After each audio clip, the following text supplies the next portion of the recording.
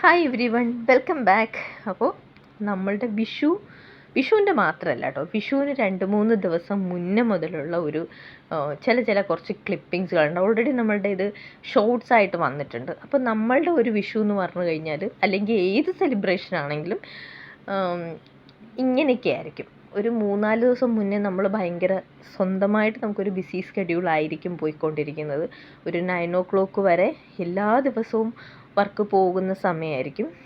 അപ്പോൾ അത് ഭയങ്കര ഹെക്റ്റിക്കായിട്ട് നമ്മൾ വർക്ക് ചെയ്യുന്ന സമയങ്ങളാണ്. കാരണം ആ സമയത്താണ് എല്ലാവരും കുറച്ചൊക്കെ എന്തെങ്കിലുമൊക്കെ അവരെ പറ്റി ചിന്തിക്കുകയും ഒരു സന്തോഷമൊക്കെ വരുമ്പോഴാണല്ലോ കൂടുതൽ ആൾക്കാർ പാർലറുകളെയൊക്കെ ഒന്ന് ഡിപ്പെൻഡ് ചെയ്യുന്നത്. അപ്പം നമ്മളെ സംബന്ധിച്ചിടത്തോളം അത് ഒരു സീസൺ ടൈമാണ് നമുക്ക് ചെറുതല്ല, ഇച്ചിരി വലിയ സന്തോഷം തരുന്ന സമയങ്ങളാണ്. കാരണം ഈ സമയത്ത് എപ്പോഴുമല്ല, എല്ലാ മാസവും ഒരുപോലെയാണെന്ന് നമുക്ക് പറയാൻ പറ്റില്ല. ഫിക്സ് ഉണ്ടാവും, പക്ഷേ ഫിക്സ് ആയിട്ടുള്ള ക്ലയൻസ് എങ്കിൽ പോലും ഈ സമയത്ത് കൂടുതൽ പേര് പാർലറുകളിലേക്കൊക്കെ കയറി വരുന്ന സമയമാണ്. ഹെയർ കട്ടിങ്ങിനായിക്കോട്ടെ, നമുക്കിപ്പം ഇതിനകത്ത് ഹെയർ കട്ടിങ്ങിൻ്റെ വീഡിയോ മാത്രമേ നമ്മൾ ഉൾപ്പെടുത്താൻ സാധിക്കുകയുള്ളൂ. കാരണം സ്കിൻ പ്രിപ്പിൻ്റെ വീഡിയോ ഒന്നും നമ്മൾ ഒരിക്കലും, അതൊക്കെ ഒരു വളരെ പേഴ്സണലായിട്ടുള്ള കാര്യങ്ങളായതുകൊണ്ട് അതൊന്നും ഒരിക്കലും ഒരെണ്ണം പോലും നമ്മളുടെ കയ്യിൽ നിന്ന് പുറത്തു പോവില്ല. നമ്മൾ ഇതിനകത്തേക്ക് ക്യാമറ വെച്ചിട്ടുമില്ല. പിന്നെ ഇത് ഹെയർ കട്ടിൻ്റെ എന്ന് പറയുമ്പം നമ്മൾ തന്നെ അവരുടെ പെർമിഷൻ എടുത്തിട്ട് നമ്മൾ തന്നെ ഷൂട്ട് ചെയ്യുന്ന വീഡിയോസാണ്. അപ്പോൾ ഇത് 2-3 ദിവസം മുന്നേ തന്നെ എനിക്ക് ഭയങ്കരമായ വർക്കുകളും കാര്യങ്ങളുമൊക്കെ ആയിട്ട് ബിസി ആയൊരു വിഷു ആയിരുന്നു ഇത്. അതുകൊണ്ട് ഈ പ്രാവശ്യത്തെ വിഷു അങ്ങനെ വലിയതായിട്ട് സെലിബ്രേറ്റ് ചെയ്യാനുള്ള ഒരു ടൈമൊന്നും എനിക്ക് കിട്ടിയില്ല.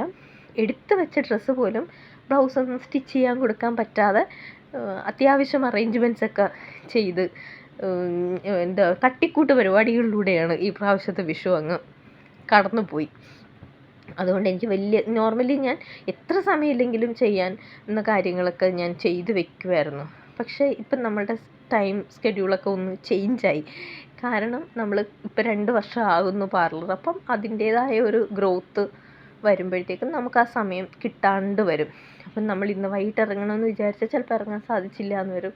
നമ്മളിന്ന് കൊണ്ട് കൊടുക്കണം എന്ന് വിചാരിച്ചാൽ ആ സാധനം ബ്ലൗസ് അവിടെ എത്തിക്കാൻ, തുണി അവിടെ എത്തിക്കാൻ പറ്റില്ല എന്ന് വരും. പിന്നെ നമ്മൾ കോംപ്രമൈസ് ചെയ്യേണ്ടി വരും.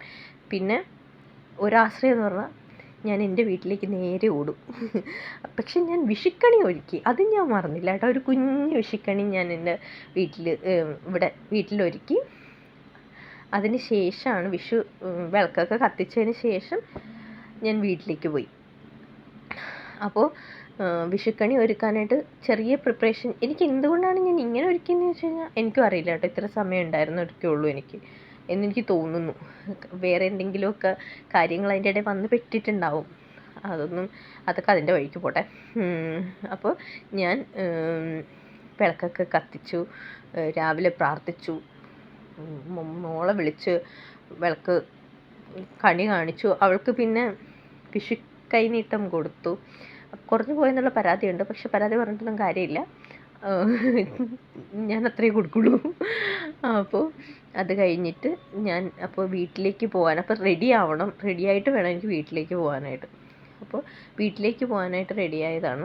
അപ്പോൾ ഇതായിരുന്നു എൻ്റെ കോടിയൊന്നുമല്ല, കുറച്ച് പഴയതായിരുന്നു.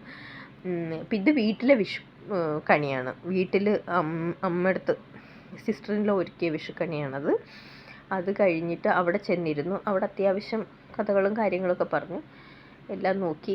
പിന്നെ ഇത് കുക്കിംഗ്, ഒരു തരി സാധനം പോലും ഞാൻ അരിഞ്ഞു പോലും കൊടുത്തിട്ടില്ല. അമ്മയും സിസ്റ്ററിൻ്റെയും കൂടെ അമ്മയും അച്ഛനും പ്രിപ്പയർ ചെയ്ത സാധനങ്ങളാണ്. ഇത് ഫുള്ള് പോയിരുന്നത് നന്നായിട്ട് കഴിച്ചിട്ട് വന്നു എന്ന് മാത്രമേ ഉള്ളൂ.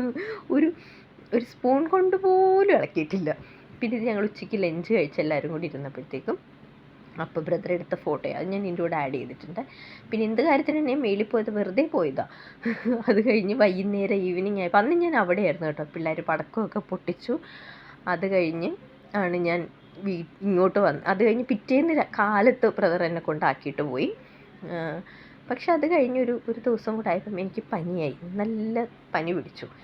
പിന്നെ ഇതിൻ്റെ ഇടയ്ക്ക് എന്തൊക്കെയോ കാര്യങ്ങളൊക്കെ ഉണ്ടായിരുന്നു, തലയ്ക്ക് വേണ്ടാത്ത കാര്യങ്ങൾ. അതൊക്കെ അതിൻ്റെ വഴിക്ക് വിട്ടു. അപ്പം അടുത്ത വിഷുവിന് വീണ്ടും കാണാം. ഹാപ്പി വിഷു.